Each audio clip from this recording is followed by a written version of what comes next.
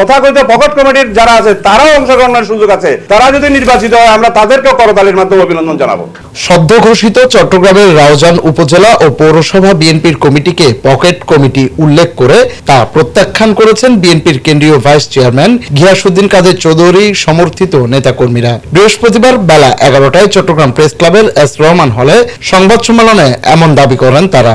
আপনারা গত 22 তারিখ পত্রপত্রিকার মাধ্যমে জেনেছেন যে রাউজান সংবাদ সম্মেলনে লিখিত বক্তব্য পাঠ করেন রাউজান পৌরসভা বিএনপির সাধারণ সম্পাদক সৈয়দ মঞ্জুরুল আলম। তিনি বলেন, বিগত 17 বছর সরকারের দোসর সাবেক এমপি ফজলে করিমের প্রত্যক্ষ নির্দেশে বিএনপির হাজার হাজার নেতাকর্মী হামলা মামলায় জর্জরিত হয়ে মানবেতর জীবনযাপন করছিল এবং শতাধিক নেতাকর্মী গুমের শিকার হয়। এসব ত্যাগী নেতাকর্মীদের বাদ দিয়ে উপজেলা ও পৌরসভার 2 সদস্য বিশিষ্ট নাম উল্লেখ করে পকেট কমিটি ঘোষণা করা হয়, যার তীব্র নিন্দা ও প্রতিবাদ জানান তারা। তারেক রহমান কর্তৃক ঘোষিত কর্মসূচির অংশ হিসেবে প্রতিটি ওয়ার্ডে প্রতিটি ইউনিয়নের সম্মেলন হওয়ার পরে আমাদের পৌরসভা এবং উপজেলার সম্মেলন হবে। স্বচ্ছতার মাধ্যমে, জবাবদিহিতার মাধ্যমে, নেতাকর্মীদের প্রত্যক্ষ ভোটে এবং তাদের প্রত্যক্ষ সরাসরি ভোটে যাকে নেতা নির্বাচিত করবেন আমরা তাকে নেতা হিসেবে মেনে নেব। ওই ভোটে যদি যাদেরকে নেতা ঘোষণা করা হয়েছে তথাকথিত পকেট কমিটির যারা আছে তারাও অংশগ্রহণের সুযোগ আছে।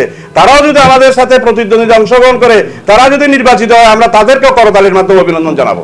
সংবাদ সম্মেলনে জানানো হয়, 5 আগস্টের পর চাঁদাবাজি বন্ধ হলেও গত কয়েকদিন ধরে আবারও চাঁদাবাজি শুরু হয়েছে। এসব কার নির্দেশে হচ্ছে সেটি রাউজানবাসী সুস্পষ্ট ব্যাখ্যার দাবি জানাচ্ছেন। তাদের গঠিত নির্বাচন কমিশনের প্রধান নির্বাচন কমিশনার ফটিকছড়ির সিনিয়র বিএনপি নেতা সালাউদ্দিন আহমেদ প্রধান নির্বাচন কমিশনার এবং হারাজারি ডাক্তার রফিক সাহেব নির্বাচন কমিশনার, রাঙ্গুনিয়ার আজম খান সাহেব নির্বাচন কমিশনার দায়িত্ব পালন করেছিলেন। 3 জনকে আমরা সম্মিলিতভাবে উপস্থিত হয়ে স্মারকলিপি দিয়েছি এবং অবিলম্বে এই নির্বাচনটা এই কমিটি গঠন থেকে বিরত থাকার জন্য আমরা দাবি জানিয়েছি। এ সময় উপস্থিত ছিলেন চট্টগ্রাম উত্তর জেলা বিএনপির সদস্য আবু জাফর চৌধুরী, উপজেলা বিএনপির সাবেক যুগ্ম আহ্বায়ক ফিরোজ আহমদ ও রাউজান উপজেলা যুগ্ম আহ্বায়ক নুরুল হুদা চেয়ারম্যান প্রমুখ।